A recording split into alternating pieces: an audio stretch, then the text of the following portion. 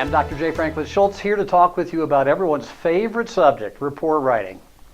You already know the basics, but let's talk about how to go from good reports to outstanding reports. So I'm going to, in the next 10 minutes, give you 10 tips that will help you go from good to great. What you as a responding officer do at the scene of an incident to restore peace and order is the most important thing that you do. The second most important thing is how you tell the story about what happened there. The story that you tell is your report. Your report is the only way that anyone interested in what really happened will know what really happened. Even others who were at the scene won't know what you have to say about the whole event.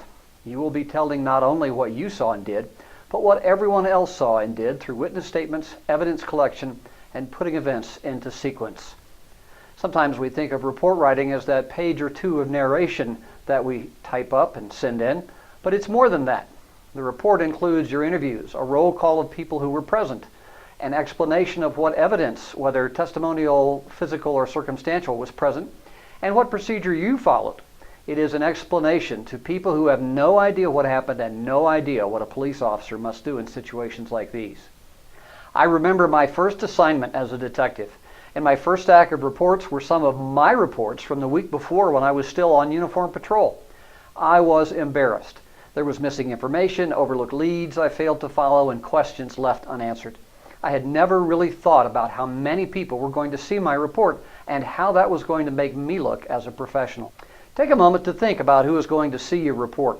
Of course, there are supervisors and follow-up investigators, attorneys for both prosecution and defense, but also probation and parole officers, victim advocates and victim and offender treatment professionals, researchers, and the media. And don't forget that a civil trial might result from your incident.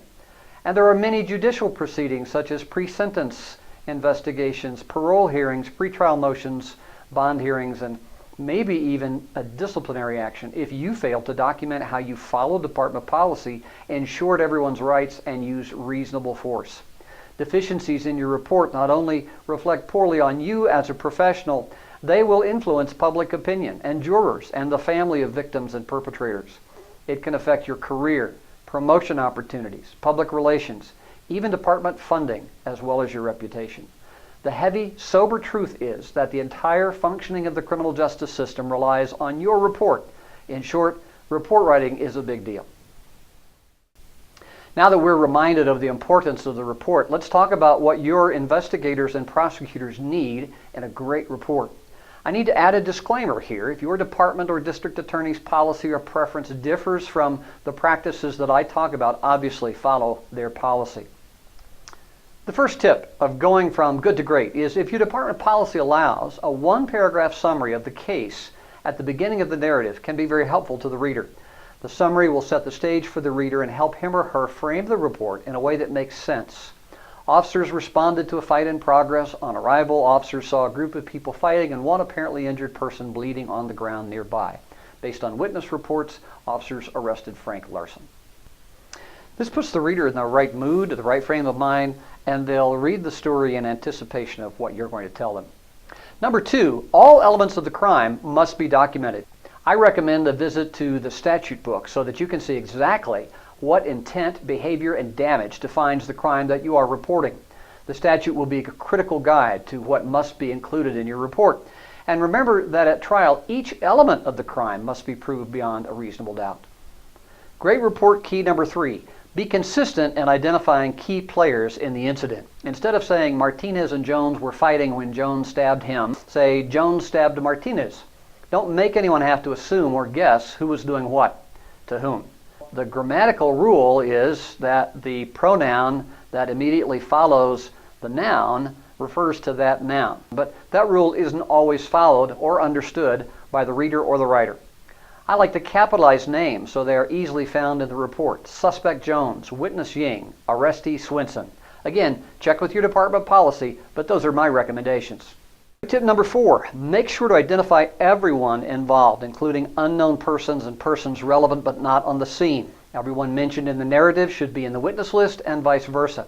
Unless your jurisdiction has a special format, you'll help your reader by making a list of persons in your report and what their involvement in the case is, including what they can testify to. This can be in the body of the report or in a summary. Great report tip number 5. Make the sequence of events as clear as possible to the reader. If the order of events is really important to a particular case, you could use a timestamp sequence outline for your report. Make sure that the sequence you present is validated by dispatch and other records and not contradicted by any other reports in your narrative. Another chronology is reporting the order in which you discovered evidence or uncovered information. But as you talk to witnesses, the story gets unpeeled bit by bit and may not come to you in the order that it actually happened. Therefore, it can be helpful to sometimes create a sequence summary with a timeline if your narrative focuses on the order in which you discovered facts, rather than leaving it up to the reader to figure that out on their own. Great tip number 6, use active language. Instead of the suspect was handcuffed, write I handcuffed the suspect. Instead of the witness was interviewed, say Officer Schmitz interviewed witness Smith. Instead of upon my arrival the parties were seen fighting, say I arrived at the scene and saw several persons fighting. By the way, don't worry about avoiding I. Once you've identified yourself at the beginning of your narrative, I leaves no question as to who is doing the action, and there's no reason for the formal language of this officer, reporting officer, your affiant, unless your judge wants that in their official affidavit language. Great tip number 7, be sure to document every lead no matter how unlikely or unhelpful it seems at the moment. If information gets reported to you and you fail to follow up, defense will argue that the real truth is out there and you never checked it out, that you zeroed in on the suspect right from the beginning, probably because you were prejudiced in one way or another and never checked on anyone else. Or they will just say you were lazy and sloppy. Remember that defense attorneys rarely have a truly innocent client. They have to put you on trial instead, and it is your report that will be used to try to destroy your testimony. Great tip number 8, be specific about behaviors. Labeling someone as acting suspiciously or extremely upset or even very intoxicated leaves too much room for speculation.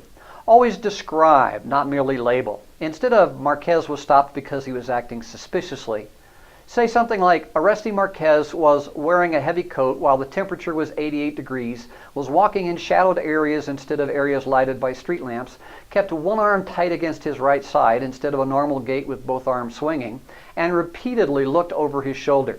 Because I had been advised of a theft in the area within the last hour, I decided to interview the subject, later identified as Marquez. Great report tip number 9. Never send a report off unless other eyes have seen it. Have a peer or supervisor look over it before you sign it. If you really have no one to look at your report, at least leave it for an hour or two if you have the opportunity. Then review it as though you'd never seen the report or never been to the incident. Using a checklist, reviewing your video and field notes, and comparing your observations with those of other officers at the scene will sharpen your reports. Listen to dispatch recordings and review the radio logs to watch for inconsistencies. Don't be afraid to talk to other officers involved. If you have an observation that conflicts with one of theirs, stick with what you know. But it is not collusion, nor is it unethical to discuss the case before you write your report with other officers. Report writing tip number 10 is something that's very near and dear to my heart. I'm very passionate about it, so listen very carefully. A word about resisting arrest and assaults on officers. My recommendation is that when an officer is assaulted at the scene of another event, that a separate report and a separate investigation by a separate officer be done. If an officer is a victim of a crime that invokes the Victims' Rights Act, or would invoke victim rights if it were anybody else, the victim officer should be afforded all of the rights of any other victim, and that officer should take advantage of all of those victim rights. Here's the problem.